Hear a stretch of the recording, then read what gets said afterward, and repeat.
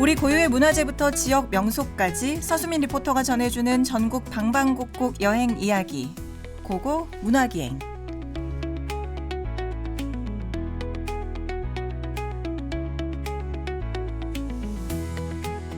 고고 문화기행 서수민 리포터와 함께합니다. 어서 오세요. 안녕하세요. 리포터 서수민입니다. 네, 오늘은 어떤 소식 준비했어요? 네, 오늘은 울산 울주군에 있는 박제상 유적지에 대해 소개를 해드리려고 합니다. 1997년 10월 9일에 울산광역시 기념물로 지정됐는데요. 이번 문화유산의 가치를 설명하기 위해서는 우선 박제상이라는 인물에 대해 알아야 합니다. 울주군에 박제상로라는 도로명도 있을 만큼 우리 울산 시민들에게는 굉장히 친숙한 이름이죠. 맞습니다. 또 특히 충성심을 빼놓고는 설명할 수 없는 역사적인 인물인데요.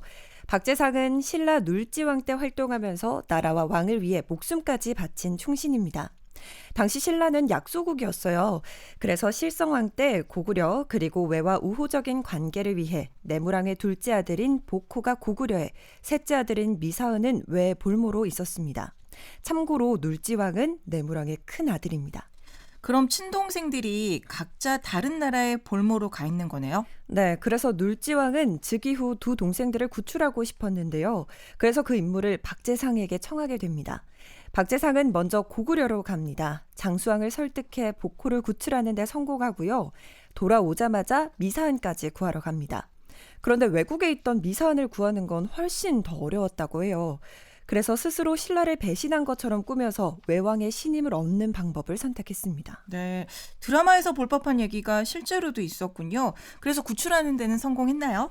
구출에는 성공합니다. 하지만 그 과정에서 박제상이 외에 붙잡히고 마는데요.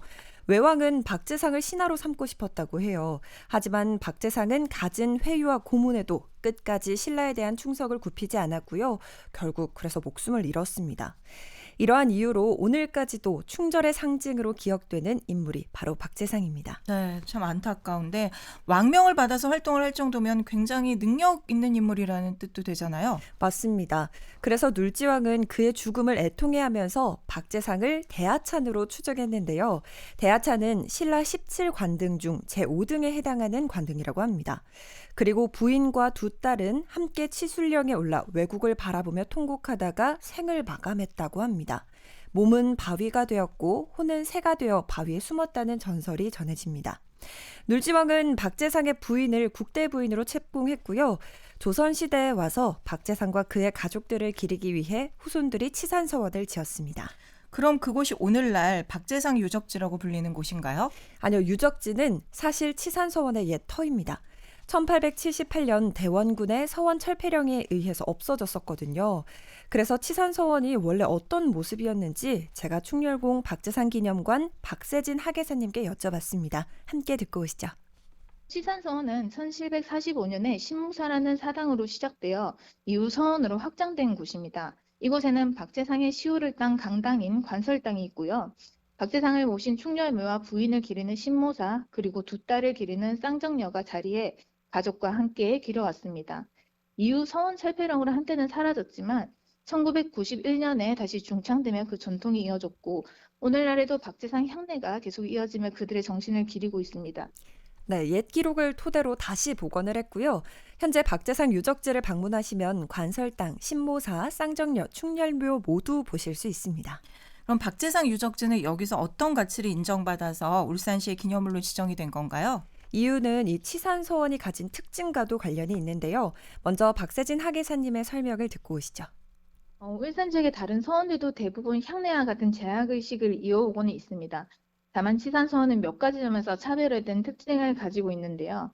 일반적인 서원이 유학자 한 인물을 중심으로 학문과 재앙을 함께 이어가는 공간이라면 치산서원은 박제상뿐만 아니라 그의 부인과 두 딸까지 함께 기리고 있다는 점에서 가장 큰 특징을 지닙니다. 교육 기능에다가 충신을 정신을 기리고 계승하는 상징성이 더해졌고요. 은을왕과 망부석 같은 유적과 전설이 함께 전해지면서 장소와 이야기가 하나로 이어진다는 점도 의미가 있습니다. 네, 말씀해주신 은을암은 새가 되어 바위에 숨었다는 의미로 새을, 숨을 은, 바위암이라는 뜻을 가지고 있는데요. 으늘암이 있는 범섭에는 은을길이 나는 주소명도 있습니다. 또 치산서원과 같은 제한 공간이 함께 남아 있어서 유교에서 특히 강조하는 충의, 효열이라는 전통적 가치가 잘 드러나 문화유산으로 지정될 수 있었다고 합니다. 그렇군요. 충렬공 박재상 기념관은 유적지 바로 옆에 있다고요? 네, 치산서원을 관람하고 연문을 지나시면 바로 기념관이 나오는데요. 입구에는 삼모녀 상이, 전시실 뒤쪽으로는 박재상 추모비가 세워져 있습니다. 전시실 내부에서는 어떤 것들을 볼 수 있는지 박세진 학예사님께 여쭤봤는데요. 이어서 듣고 오시죠.